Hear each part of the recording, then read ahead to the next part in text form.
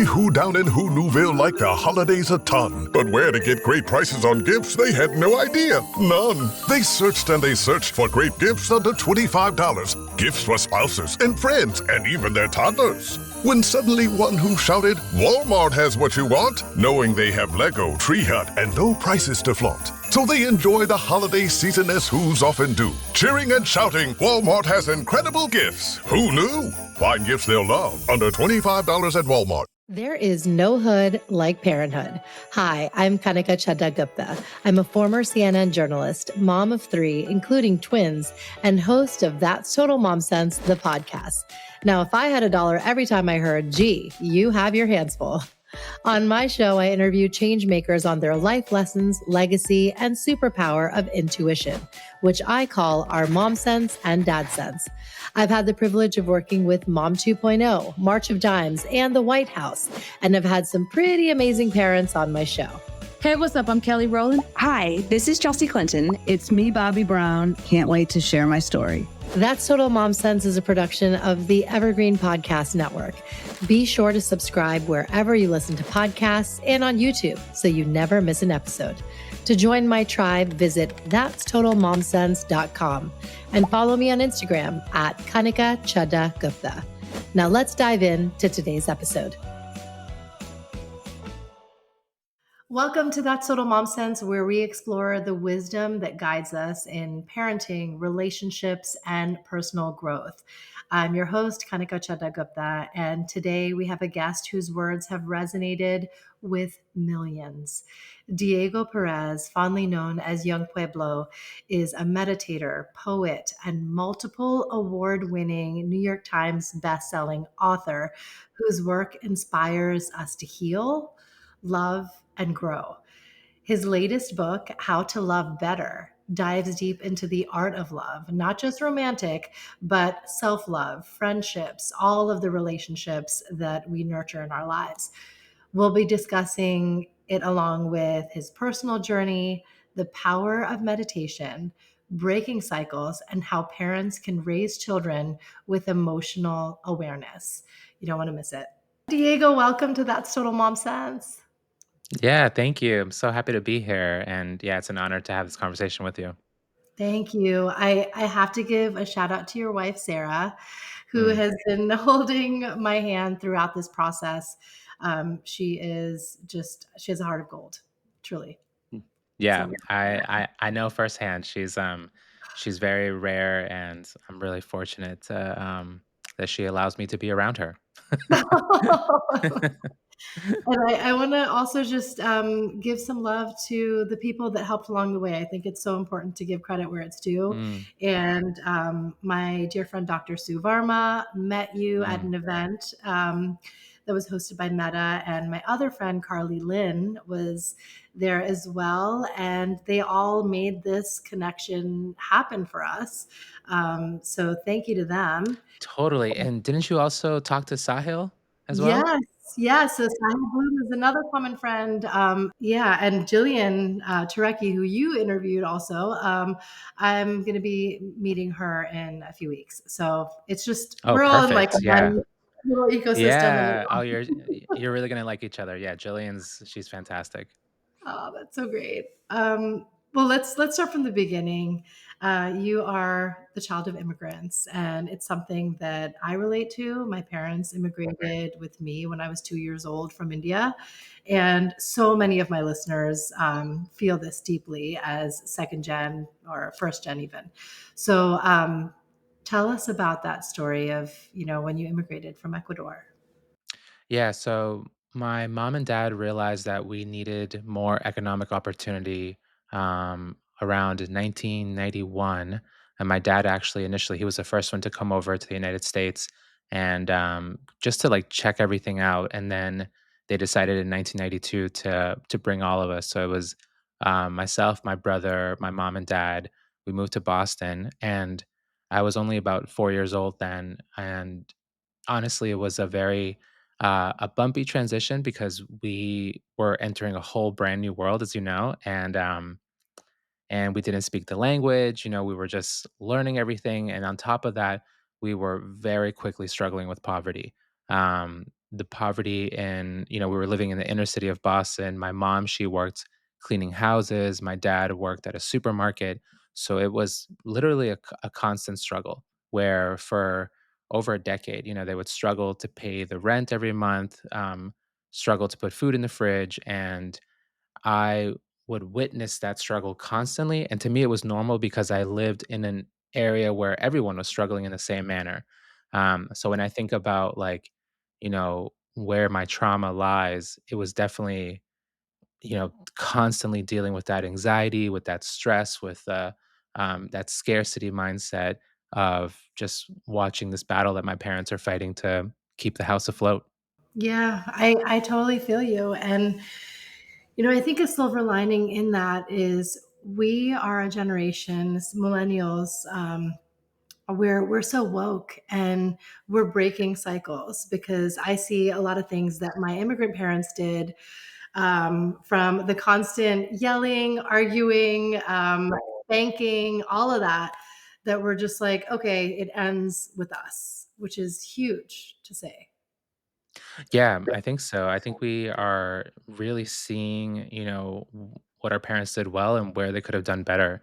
And I think a lot of it too is like I've been realizing where the sadness and anxiety that I picked up from just being a part of that struggle with them, and realizing that they didn't know how to process their emotions. So of course I didn't know how to process my emotions. And it wasn't until I got older, because even when I was really struggling with drug abuse, with when I got into my early 20s, and I felt like this intensity inside of me that was calling for my attention, but I didn't know how to hold it. So what I would do was I would, drink and do drugs to just get away from what I was feeling. And I was fortunate enough to, put a stop to it so I didn't lose my life.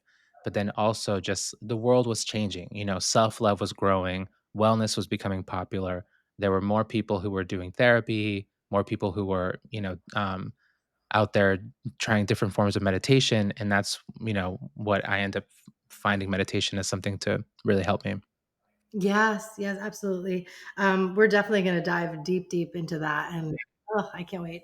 But I want to also share how you came up with your pen name because that's very significant, Young Pueblo, and that's how many of us know you from Instagram, from your handle. Yeah, that's right. So pueblo is a word that in Guayaquil, where in the city where I was born in South America, um, pueblo is used constantly as like, it means like the masses of impoverished people. And has the word has a lot of different definitions along Latin America. But when I started my Instagram account, I always felt like it was paying homage to my background and to, like, my Ecuadorian people. And when I started the account, the name, I enjoyed the name, but then as I kept meditating, it started developing more and more meaning. And I was really, shocked by how meditating was helping me see myself. And I could see how immature I was, how much I needed to grow. And similarly, I've always been fascinated by history. And it was dawning on me that, wow, humanity as a whole, right? If you take the collective of humanity, the billions and billions of us, we're very immature. We haven't mastered the fundamental basics. We haven't mastered the things that we try to teach 4-year olds, teach them how to clean up, how to share, how to not hit each other, how to tell the truth, the basic fundamentals of how to be a human being. We may know those things as individuals, but as a human collective, we're still at the very beginning. I completely agree, and it's so I don't know. It's disheartening to see how far the apple falls from the tree when you look at what we learned when we were younger. And this reminds me of a writing class. My seventh and eighth grade teacher, Miss Honky, had us read a book called "All I Need to Know I Learned in Kindergarten" by Robert Fulghum. And it was so pivotal for me, as a writer and, a deep thinker, because I remember writing a piece, from that at the time. The Bosnian crisis and war was ensuing. And um, I wrote about what if world leaders just had a big pillow fight. and just resolve their differences that way. And it just made you think that, like, we can really take a cue from kids, because the world's problems stem from ego and power and greed, and that's something that kids inherently don't lean into. Yeah, yeah, and just like trying to handle everything from a place of fear.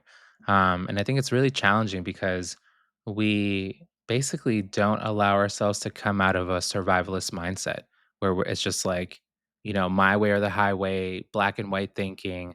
And it makes it really difficult to see the subtlety because usually the nuance is in the gray, right? It's in the subtlety. Yes, exactly, exactly. Now I want to shift gears and talk about having a meditative mindset and using that to hone in on our inner peace. And this is something that you know firsthand. I love that you reference it in all your books.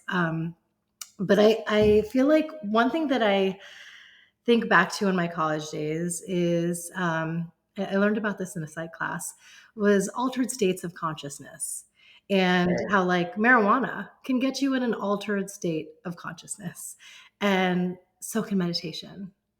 So how did you realize that, drugs and relying on these, band-aids are actually far more self-destructive, and there's a natural way to achieve an altered state?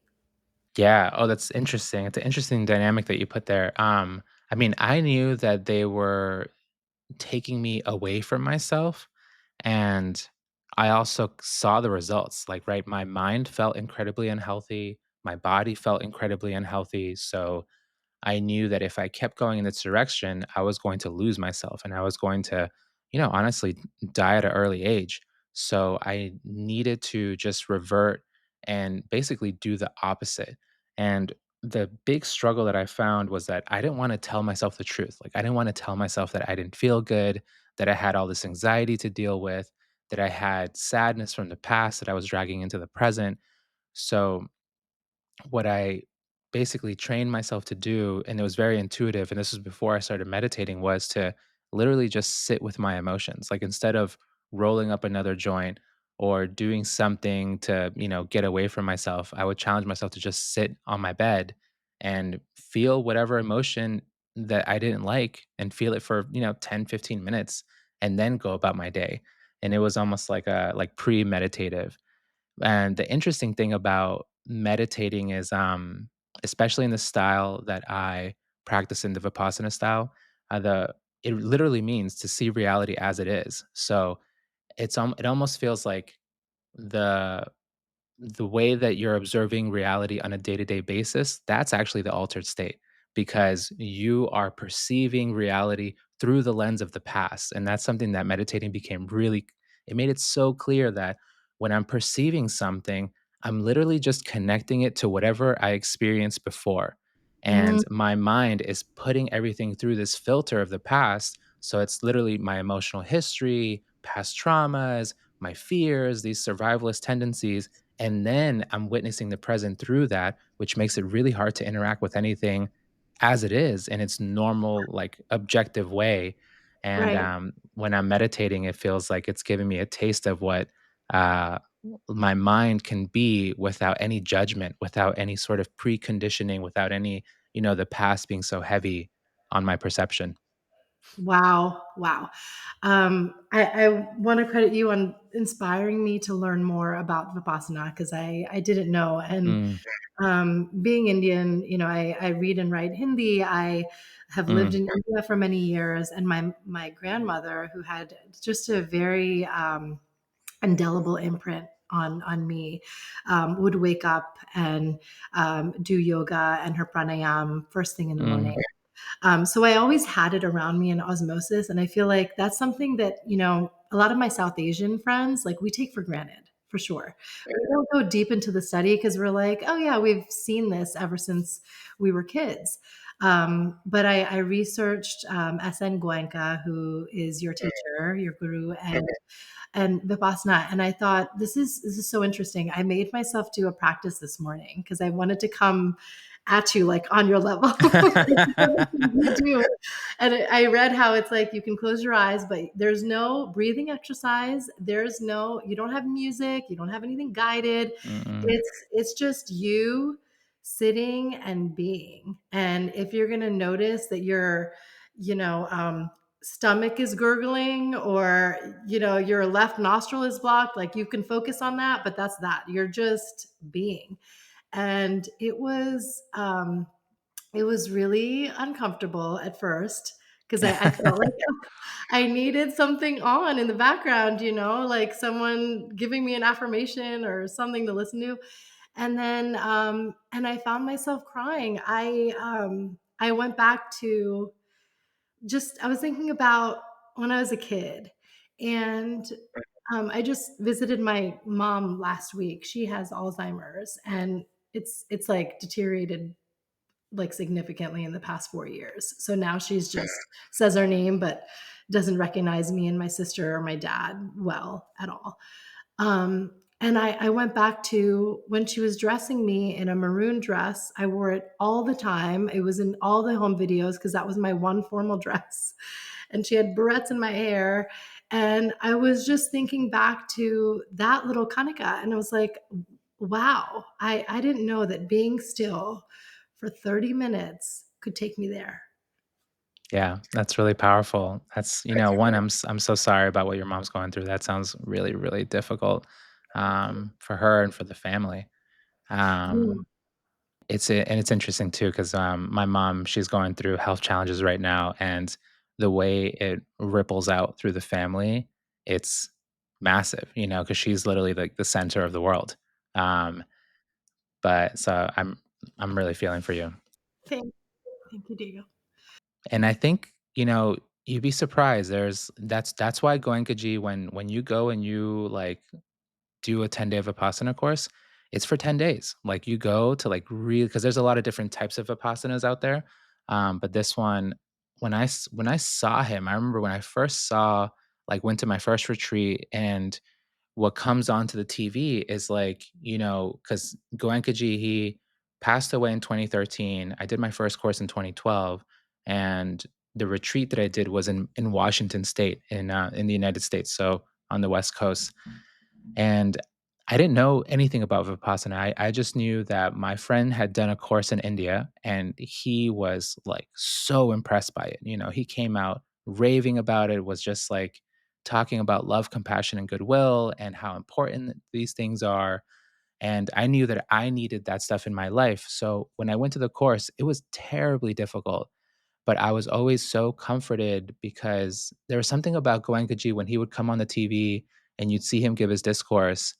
And it's like this very normal looking, dark skinned Indian man. He's Burmese, but of Indian descent. And and it's just like, I'm like, I'm not Indian, but like we look alike. It's like I can relate to his life. Like I can relate to the fact that he has a job, he has a wife, like he has kids, like he's just a regular person. So Trying to make ends meet. Yeah. yeah, so it just really I found that it resonated to my core that he wasn't like some guy who's like flying or doing anything. Like it's not like this esoteric stuff. It's just like real life. Yeah. Oh, I love that. I love that. And let's like have you share about this 10-day retreat, and the fact that you and your wife Sarah have been on a 45-day retreat Yeah. where you've taken a vow of silence. That is incredible. I can't even imagine. I cannot even imagine. Yeah, and it's just like you said earlier, so you sat for 30 minutes, like the vow of silence is the easy part. You have bigger fish to fry when you're alone for 45 days, and like my wife and I will go to these longer retreats. Um some because we've done a number of 30-day courses, a few 45s, and a ton of 10-day courses. But when you go to these, you're by yourself. We're not like together. We're not like in the same room or anything like that. Like she has her own room, I'm in my own room. And we're like on opposite sides of the meditation center. So we literally don't see each other for 45 days. And and it's really powerful because whatever is inside of you, whatever is like deep lodged in your mind, that pattern will come up and you'll feel it, but you know how to hold it now. You know how to work with it so that it doesn't become denser. Instead, it evaporates. Wow. Wow. And you become so aware of yourself because I think, the harsh truth is that we come into this world alone and we leave it alone. And, Mhm. it's just, there's so much that you have to deal with when it comes to that solitude. And to do that on purpose, that's like, wow, that takes intention and willpower. Yeah, and it's honestly the best investment I've ever made in my life. Like, I like to joke that it's a better investment than the S&P 500. It's just like the Coming from time where I that I came from, mind you. Yeah. Yeah, but, like, taking the time to, like, put myself into this retreats, like, it's highly uncomfortable. It would be much easier to just sit on the couch and watch TV, but when Yeah. I go away and I meditate in these retreats, like, it helps me develop humility, it helps me develop patience, helps me develop compassion, like, it helps me see things clearly so I can make better decisions, like, it helped me see that I can love my wife better. I can have a better relationship with my mom and dad. So not only in the personal stuff like between me and myself, but also in work aspects, everything business wise becomes a lot clearer. And with my relationships, like they feel like they're flourishing now because of that time that I spent alone. Yeah, amazing. And then what about kids? What's the right age? Obviously, even a 10-day silence meditation is like, a big undertaking for a child. But like, what is the right age to teach them the small nuggets and then have them graduate to that? Maybe even in their teens, could they do it? Yeah, I mean, there's a lot of different opportunities for kids. I mean, definitely for your child. I see a lot of parents who practice Vipassana. They're always talking to their kids about embracing impermanence, the fact that they can't control everything. They talk to them about the power of accepting change, the power of being kind to people. So the themes of what you're getting.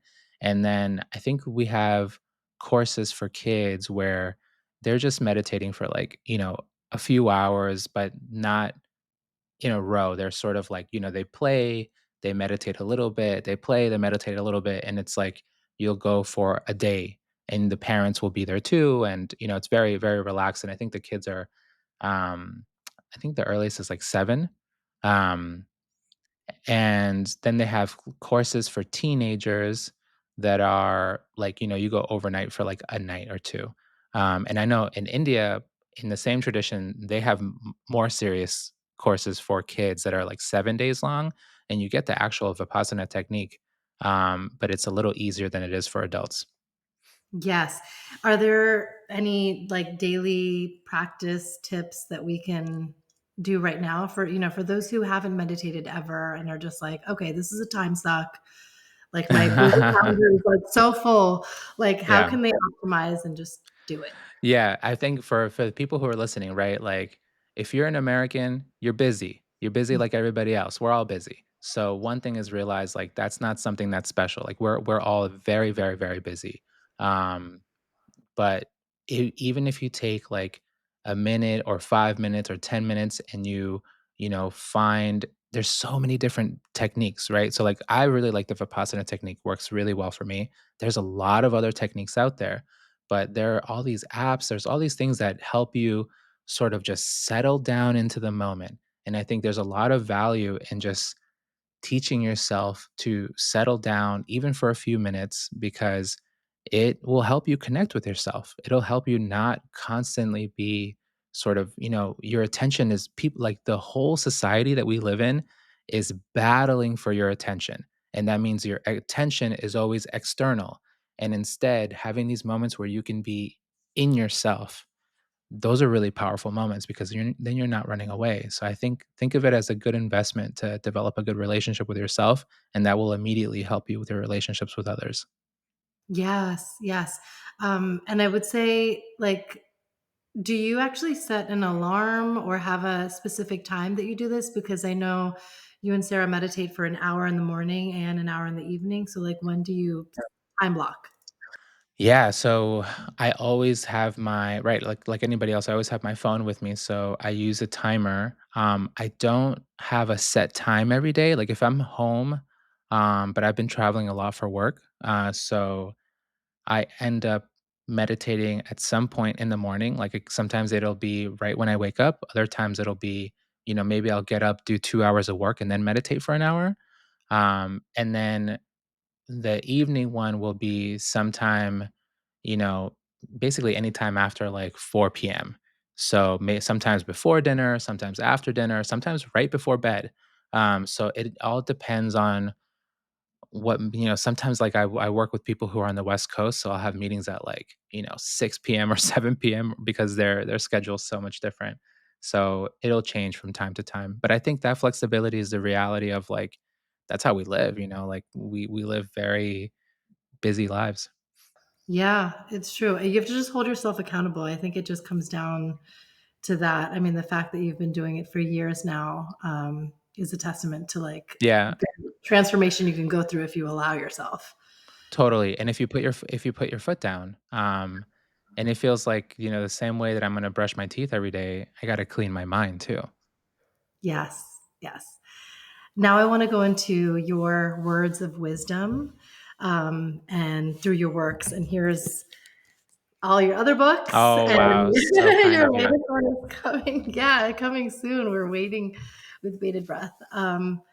But I want to share how I personally feel like you are so reminiscent of my favorite poet, Rumi. Mm. It's just you're a modern day Rumi to me. Oh, thank I have you. to That's a big honor. say that. Yes, and I love how your words are so simple yet so profound.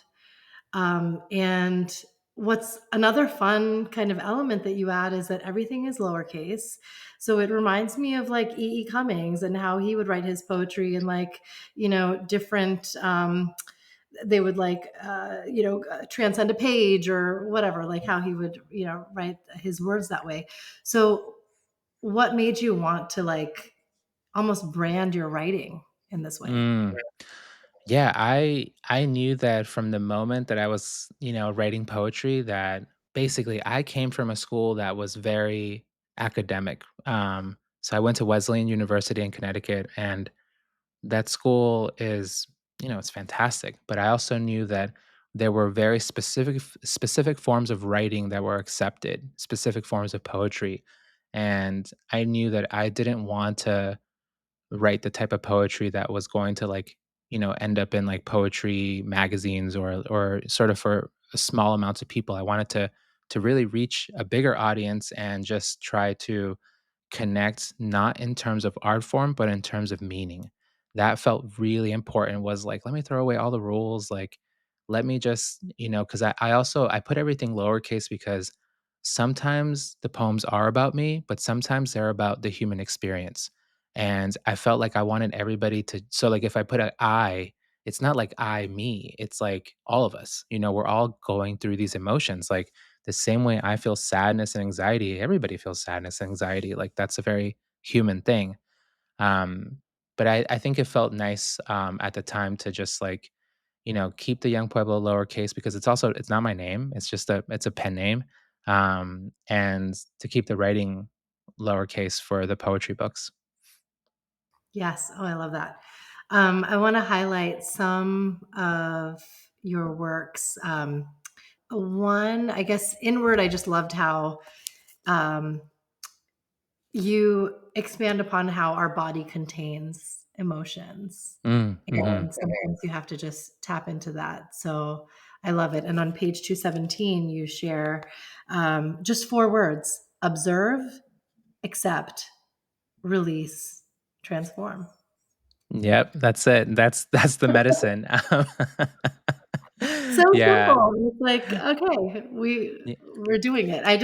It's almost like, Twitter for your mind or X for your mind or whatever. Yeah, that That's at the that perfect. time, there were so many people on Instagram, and I felt like I really wanted to take, like, I always found minimalism to be really beautiful, so I wanted to combine, like, minimalism and what I think now that style of poetry is considered pop poetry, like popular poetry, and bringing the 2 together felt really important because I know that I don't wanna, like honestly, I don't wanna take people too much of people's time because I know everyone's fighting for their attention, so I'm like, "Let me make things simple, let me do the opposite of what's on Instagram." Everything's, like, so colorful and so bright, so let me just use things that are black and white and observe, accept, release, transform is like that's what happens every day when I'm meditating. It's just that's the yeah, the process. It's yeah, it's beautiful. It's so beautiful. So in clarity and connection, um, you dive deeper into relationships, and there's so many Easter eggs that turn up in Mhm. How to Love Better, which is so cool how it's like connected. But one thing that I liked was on page 87, you share it's not about managing your emotions, it is about managing your reactions to your emotions. But I want to know from you why, in this day and age, there's so much of a focus on the negative emotions. And I'm going to highlight that through the movie Inside Out. Have you seen it? No, but I've heard a ton about it. Okay, so there's Inside Out 2, and here's the emotions that they have. They have characters for each of these emotions in the movie. So there's Joy, she's the main character. And then there's also fear, sadness, anger, disgust, anxiety, envy, embarrassment, and envy, which is like boredom. Mhm. So this is something that my husband Sunil and I were talking about. We're like, it's really unfortunate that our kids have like 8 different emotions that are negative and just the one joy. How do we make it so that it's not skewed so far the other way? Because then you're gonna always be like, "Of course I feel anxiety. Of course I feel bored." You're gonna always find the negative one to hold on to. And I don't think we should do that. We should have more of the uplifting emotions to feel. I'm 100% with you. I think that's a point where our culture is failing, honestly, because when you look at things from um like the Theravada Buddhist perspective, there are way more words for different types of like PT and Sukha, like these types of words where it's like these good feelings that you have that are much more like, a good feeling of the mind, a good feeling of the body. Like, that there's different types of joy where it's like the specific joy that you feel when something good happens to someone you love. There's like so many other types of joy. And I think it's tough because even in what you're pointing out, it shows that we are afraid of the heavier emotions and we put a lot more attention to them, but we also don't realize that we really like the easier, lighter emotions, but we're also getting really attached to those too. And I think from what I've learned from meditating is like just understanding that when something is really heavy, whatever the emotion is, like sometimes it's not even worth really fully naming it. Like I think of all of those as like, oh, heaviness is moving through me, and when that heaviness is moving through, you would just understand that no storm lasts forever, right? Like that storm is moving through me, it doesn't last forever. But the same thing when you have a joyful, beautiful, momentous time with someone that you really care about, it's also really important to understand because this does not last forever, that should inspire me to be really present and be there and really embrace what's happening because no, it's not going to last forever. And no, I can't control it. I can't force that situation to happen all the time. And that's why when I spend time with my wife or with my parents, like these are really precious moments. Like I don't control the universe. I love these people. If it were up to me, yeah, I would have them exist forever, but I can't. So I need to enjoy while I can. Yeah, it's so true. It's so true. In your book, The Way Forward, you shared not every thought is valuable, and not every feeling needs to be voiced. And you pretty much sum that up now. That it's like, yes, we can acknowledge the negative emotions, but it's like, which one are you feeding? Let's not Yes. Let's not do 100%. that, right? Yeah, and that's why that quote, I feel like that's one that I never forget and I always go back to because we sometimes when before we go into like personal development work or self-awareness or a spiritual path, like you notice that the mind has very black and white thinking. It's like either this or either that. There's no middle ground. And there's a very important middle ground that I found within myself where if I'm feeling an emotion that's very heavy, normally, the mind wants to make it bigger. It will look for something in the past. It will look for some type of reason to make the anger bigger than it already is. But in reality, you can actually feel that anger, honor the fact that it's there without making it bigger, without throwing more fire onto it. And I think that that subtlety is important to cultivate. Yes, yes, yes. Ooh, I love that. And we're just gonna do a deep dive into all things relationships. And you get into this in your book. So, uh, tell us how you felt inspired to write How to Love Mm. Better. I knew, like, after I wrote Clarity and Connection, like, I love that you used the word Easter eggs because these were sort of big topics that I mentioned in Clarity and Connection that I knew I wanted to write about in long form, and Mm. but I knew that I needed time to develop myself as a writer because I was really comfortable with writing, short little pieces, short little essays, but I needed time to understand how to really write a full chapter book, a full nonfiction book. Um, and that's why, How to Love Better is book 5 instead of like, right after Clarity and Connection. I knew the initial point of inspiration was that when I went to go meditate, like I went to go save myself. Like I knew I had to really help my own mind. But I was totally shocked that not only was I helping myself by meditating, but I was immediately improving my relationship with my wife. And I didn't understand that connection, and it took a while for me to see that the same patience that I'm building to love myself more, the same understanding that I'm building, the same, all those qualities that I'm building to build a more peaceful mind in my own head are the same skills and that I can bring over to help when whenever my wife and I are going through a down moment, whenever we have a challenge, like it's the same skill set. So to me, it was like, oh, there's a clear bridge here. And I wanted to write about that. Oh, I love it. Okay, I want to take it back and talk about relationships that didn't work.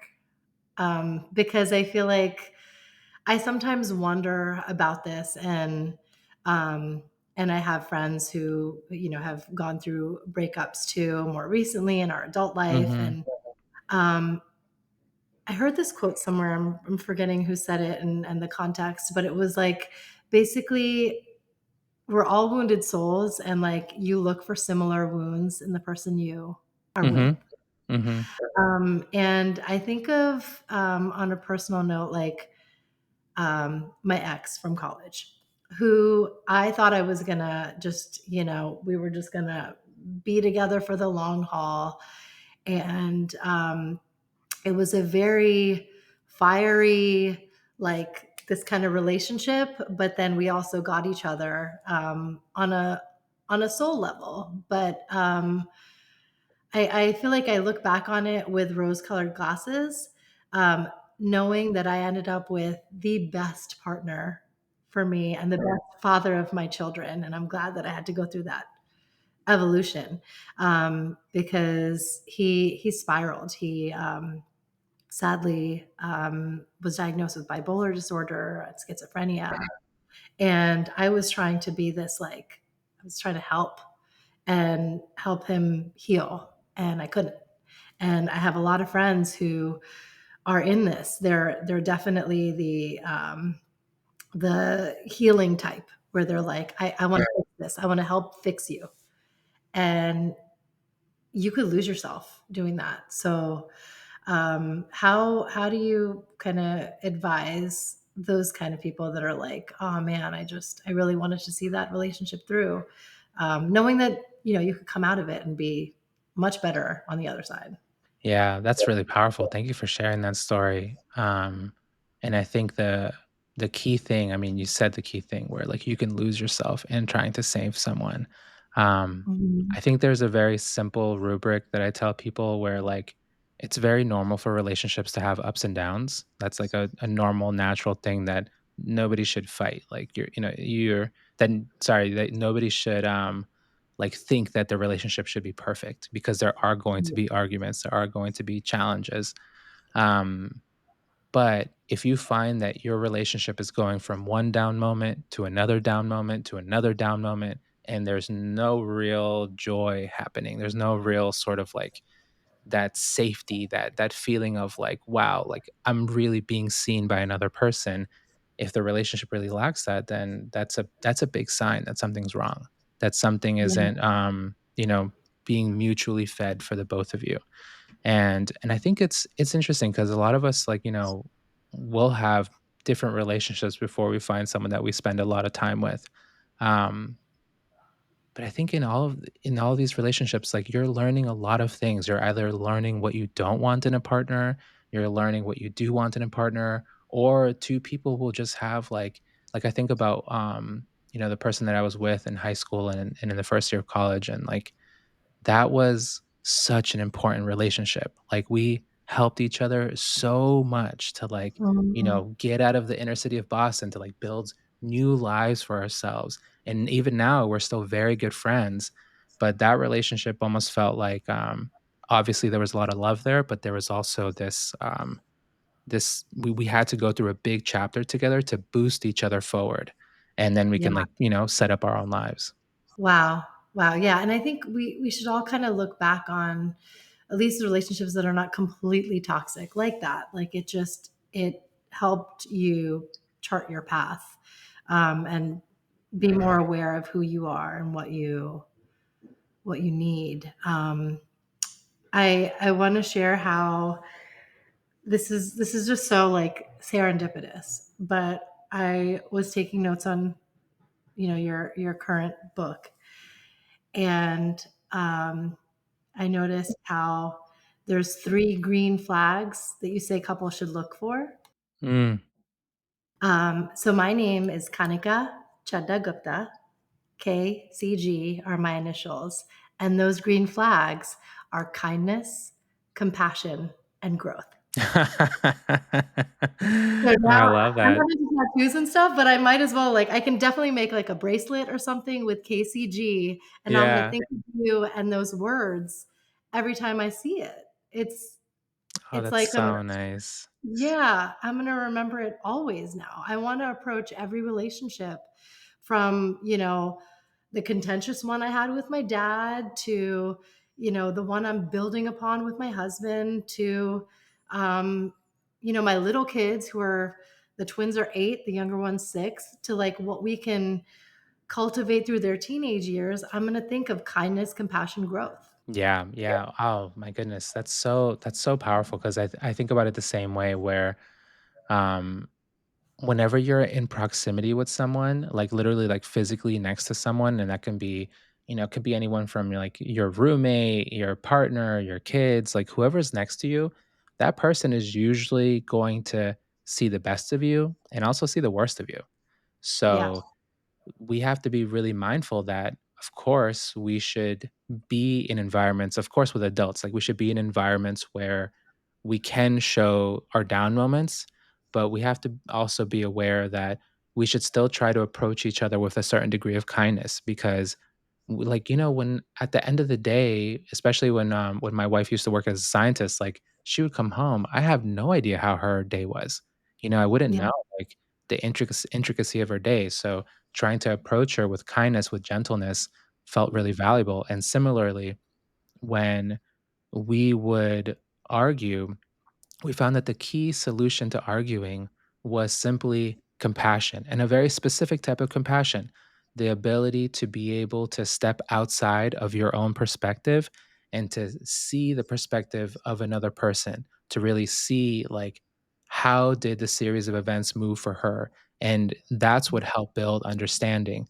And the last element with anything that's long lasting is that this whole universe is built on change. So for you to be able to really create nourishment and harmony with your partner, you have to keep accepting the fact that you need to grow. Hmm. Yes. Yes. So as I was reading your book, it reminded me of this Instagram reel I saw of Salma Hayek, and she shared how she and her husband um, don't really argue. It's not like me against you; it's them against the problem. Hmm. And I was like, okay, mind blown. That's how it always should be. You only argue when you get your ego involved. But if you're compassionate, as you say, then that's a non-issue. Yeah, I mean, you only argue when you get your ego involved. You got to put that on your Instagram. That's a really good quote. That'll that'll go viral. I'll tag you. Um, um, yeah, my eyes lit up when you said that. I was like, oh my god, that's Mm. like a hit. Um, Yeah. I think arguments are very natural, right? Because it's so easy for us to misunderstand each other, right? Like perception is so cloudy. So when arguments do come up, I think holding them in a way where you're not trying to win. I think that's where the problem happens, right? That's where like the fight happens is two people trying to win and both people are trying to dominate the narrative and they're trying to make the other person yield, right? When that happens, there's going to be resentment over time. And especially if one person's just better at talking than the other. So I think understanding that the whole point of arguments is not to try to win, it's an opportunity for you to develop deeper connection with each other. And the only way to do that is to reformat the argument into something where you're not trying to win, but you're trying to understand. You want to have this ability to practice selfless listening, where I get to share my side of how this series of events moved for me. And then I listen to my wife and hear how things moved for her. And then in the process of that, a lot of tension evaporates because you're starting to really see each other. And when you can really see each other, there isn't really there's anything to fight about. Yeah, it's so true. It's so true. And you illustrate this so well. It's the selfless listening paired with the radical honesty. Yeah. And you just allow one another to get vulnerable, Hmm. and then all of a sudden you're on the same side. Yeah. And then it's like, oh, I see. I see how you came to those emotions. And now Right. you see how I came to mine. And then it just becomes a lot easier to, if somebody needs to apologize, they can apologize, but then you can move forward. Yes, exactly. And how did meditation help you, go even deeper in your Mm. relationship with Sarah? Because if you can give us tips on how partners can do this. Yeah, I think the main thing, I mean, meditation helped Sarah and I see the way the mind is really tricky. Um, I think we both started with meditating as a way to, help ourselves as individuals.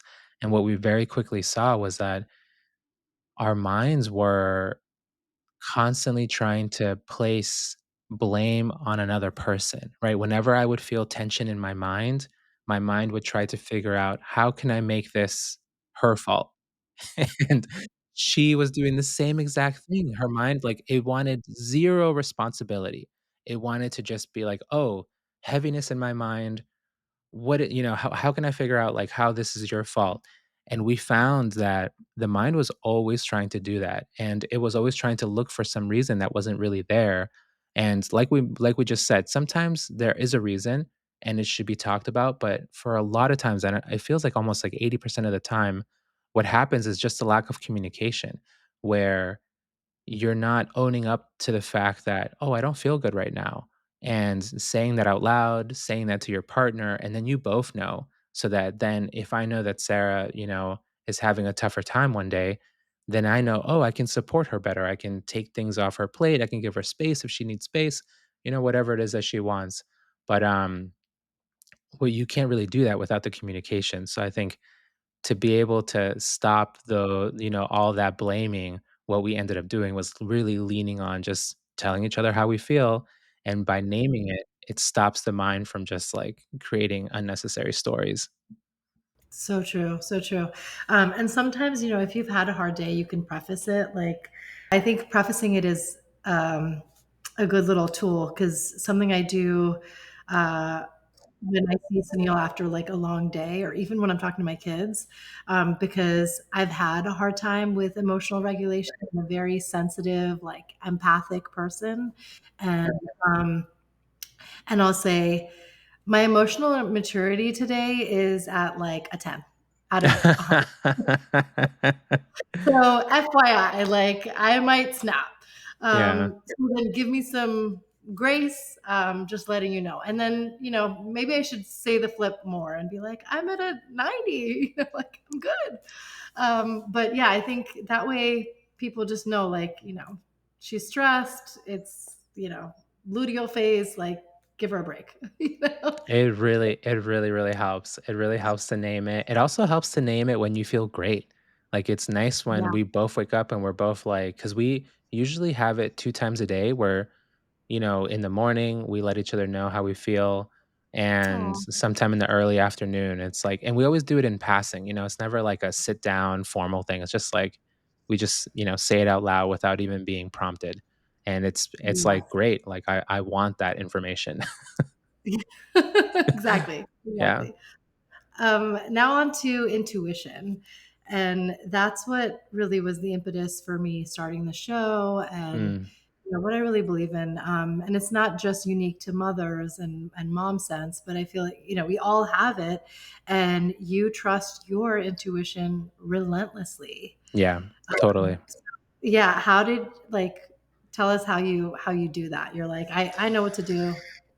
Yeah, I mean, honestly, I think the intuition just like proved itself to me. Like when I think one of the first really big moments was when I was applying to colleges, and I just knew that I needed to go to Wesleyan University, even though I knew nothing about it, had never visited the school, didn't know anybody who went there.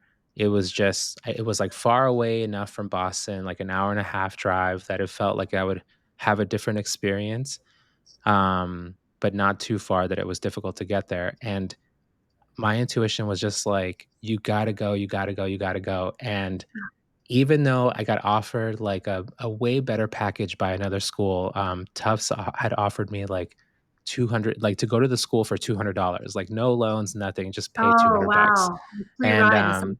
yeah, and I was like, nah, can't do it. I have to go.